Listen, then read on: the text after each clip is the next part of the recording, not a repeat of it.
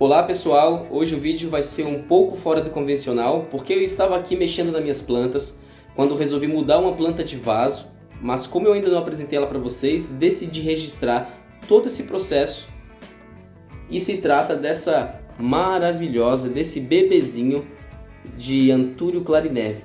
Hoje nós vamos conversar um pouco sobre essa planta, eu vou mostrar para vocês algumas curiosidades, sua origem e as estratégias de cultivo dessa planta linda e impressionante. E para quem já estranhou o nome por se chamar Anthurium, saiba que Anthurium é um gênero. E dentro desse gênero há diversas espécies de Anthurium, é que você está mais acostumado com Anthurium andriano, que é aquele Anthurium cujo valor ornamental se encontra na haste floral.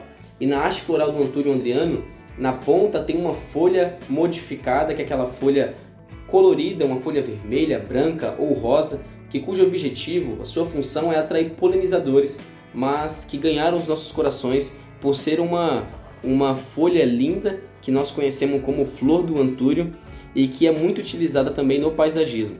Mas saibam que existem diversas espécies de Anthuriums difíceis de ser encontrados, Anthuriums que são considerados plantas raras e cujo valor ornamental se encontra nas folhas, como o Antúrio clarinervium, por exemplo.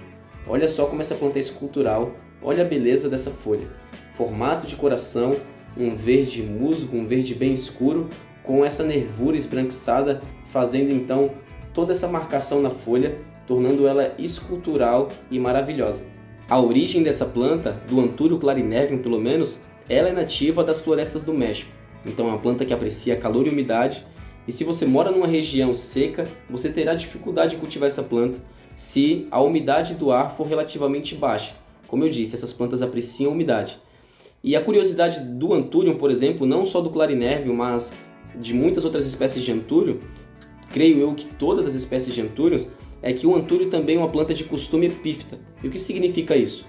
Além dessa planta crescer no solo da floresta, que é o seu habitat natural, ela pode crescer também agarrada no tronco das árvores. Exatamente, assim como a orquídea, assim como a bromélia, assim como espécies de samambaia, essa planta pode crescer agarrada no tronco das árvores.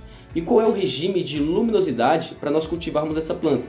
Pensem que no habitat natural dessa planta, ela cresce no solo da floresta, sendo protegida pela copa das árvores do sol direto nas folhas. Então o regime de luminosidade ideal para uma planta como essa é a luz indireta, quando o sol está próximo e todo o ambiente ele é beneficiado por uma claridade intensa. Não é sombra, não é breu, é uma claridade intensa porque o sol está próximo, mas não bate diretamente nas folhas.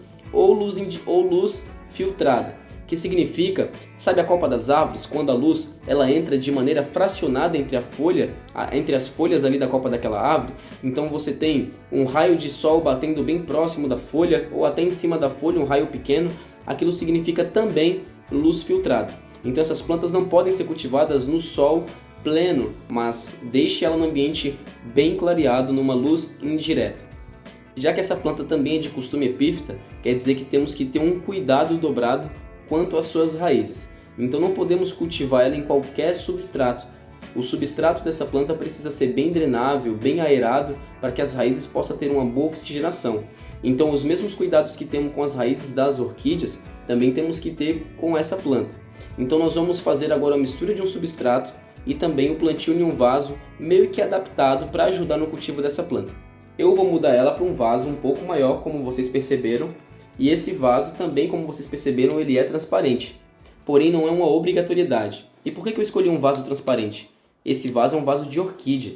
O vaso de orquídea, na maioria das orquídeas, elas vêm num vaso transparente para que ela também possa receber luminosidade nas raízes, que para a planta epífita isso significa muito, porque ela também faz fotossíntese pela raiz. E por isso eu vou utilizar esse vaso transparente, para que possa ter luminosidade nas raízes e ele também está todo furadinho para que possa ter uma maior oxigenação. Então nós vamos usar um substrato especial que vai garantir essa aeração nas raízes, mas esses furinhos serão para ajudar essa oxigenação. E eu fiz com um ferrinho de solda, que é super rápido todo o processo. Depois que ele está quente, é só você vir furando, sem correr o risco de rachar esse vaso, quebrar o vaso. Então aconselho vocês a terem um ferrinho de solda na caixinha de ferramenta de vocês. A única coisa que eu vou fazer para preparar esse vaso para o plantio é colocar um feltro no fundo, só para que o pó desse substrato não venha ficar caindo e sujando as coisas. Porque no fundo do vaso nós temos fissuras um pouco mais abertas e todo o pozinho pode acabar caindo e sujando, né, o seu móvel, onde você vai colocar. E a mistura do substrato, ela precisa ser um substrato com uma granulometria maior, uma granulometria grande e que também tenha capacidade de reter água na sua estrutura. Então percebam que aqui eu estou segurando chips de coco. Por quê? Porque vou utilizar um substrato que eu já tinha aqui em casa, um substrato para orquídea da Terral, que ele conta na sua composição com 3 componentes. Ele vai contar com casca de pinos, chips de coco e carvão vegetal. Então esse substrato tem uma granulometria um pouco maior para que plantas que não podem ficar com as raízes confinadas, cobertas por uma matéria, deixando elas ocultas e sufocadas, elas possam ter o substrato como esse, granulometria grande, para que venha ter um bom escoamento de água e para que essa planta não fique sufocada por nenhum tipo de matéria. Mas a retenção de umidade desse substrato eu achei pouco e quis dar uma encorpada com o musgo esfagno, que é essa estrutura fibrosa que tem a capacidade de reter umidade na sua estrutura. Então eu fiz uma mistura legal desse substrato e agora eu vou fazer a forração desse vaso, né? Fazer uma caminha para receber o nosso antúrio. Então vamos lá, é só você fazer uma mistura, colocar o substrato dentro desse recipiente. Agora nós vamos tirar o nosso antúrio do vaso, vamos ver como está a saúde das suas raízes. E olha só, em primeira mão aqui para vocês, eu tirei ela do vaso, não tinha visto ainda como estavam as suas raízes, e eu percebo que o substrato é um substrato maravilhoso que o produtor, né, cultivou, e é claro, né, gente, produção é Magna Flora, 100% aí de qualidade, e o substrato conta, né, com matéria fibrosa, né, fibra de coco, e é isso, o que eu estou vendo é fibra de coco, mas o que chama a minha atenção é a qualidade das raízes. Eu vou aproximar para que vocês possam ver os pelinhos absorventes, que são os pelinhos de raízes novas que têm a função de absorver água e nutriente, tá bom?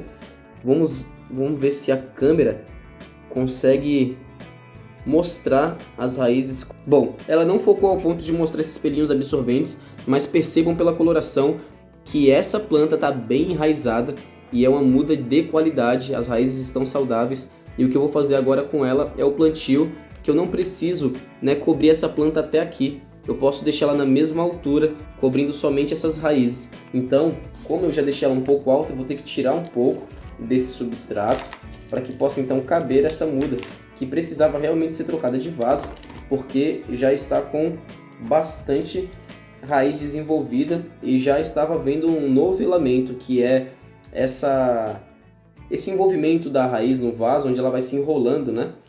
Agora eu vou só cobrir os espaços que tem no vaso.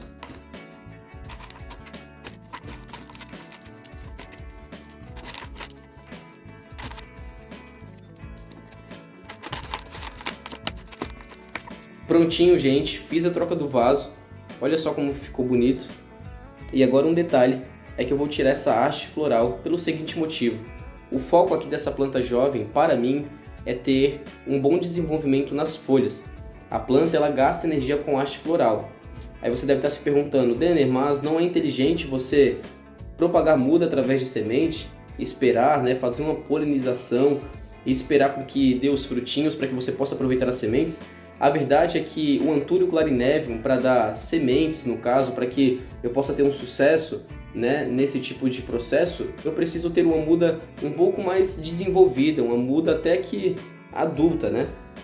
Eu poderia esperar todo esse processo acontecer? Poderia. Não tenho experiência ainda nesse processo com o Anthurium clarinevium, mas pelo que eu sei, a muda jovem, por exemplo, de Anthurium clarinevium não vai produzir essas sementes.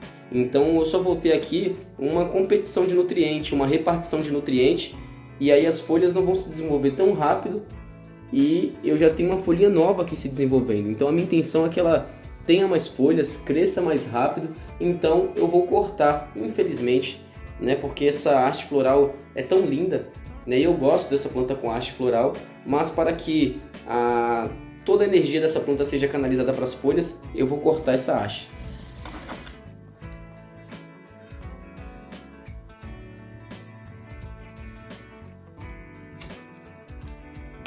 Prontinho. Tudo isso para um bom desenvolvimento das folhas. É um pouco triste mas esse é o objetivo que eu quero hoje. Futuramente, essas hastes florais aqui farão muito sentido para mim. E olha só, a folhinha nova que está abrindo. Bom, gente, é isso. Se vocês ainda não conheciam essa planta, deixa nos comentários. Se você gostou desse vídeo, também deixe nos comentários. Se você já tem essa planta, se você já conhecia, também deixa lá nos comentários. Clique no botão inscreva-se para que você possa ficar por dentro de novos conteúdos.